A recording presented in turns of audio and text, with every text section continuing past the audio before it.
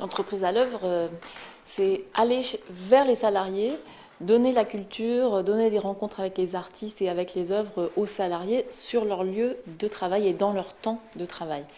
Pour moi, c'est absolument indispensable parce que le sens du ministère de la Culture, c'est d'aller chercher ceux qui ne vont pas spontanément parce que pour différentes raisons, ils en sont empêchés ou ils n'ont pas eu l'environnement qui les a incités à faire ça, mais qu'ils aillent vers le monde de l'art et de la culture.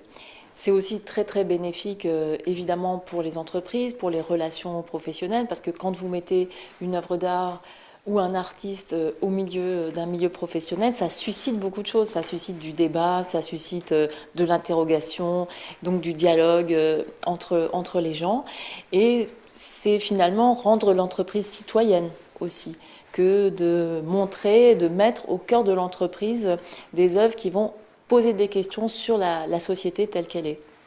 Pour les artistes, parce qu'il y aura aussi des artistes qui seront dans les entreprises, ça les nourrit et ça leur donne une source d'inspiration formidable. Donc pour moi, l'interlocuteur naturel, c'était le comité d'entreprise, parce que c'est à travers les comités d'entreprise qu'on peut toucher l'ensemble des salariés, et en l'occurrence plusieurs millions de salariés de ce pays qui vont être touchés par cet accord cadre.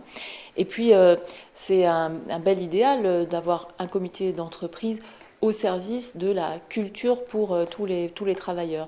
Et vraiment, la CCAS, comme les autres comités d'entreprise qui sont signataires de la Convention cadre, sont les meilleurs partenaires qu'on puisse avoir pour toucher le plus grand nombre possible de salariés dans des entreprises réparties sur tout le territoire de la République.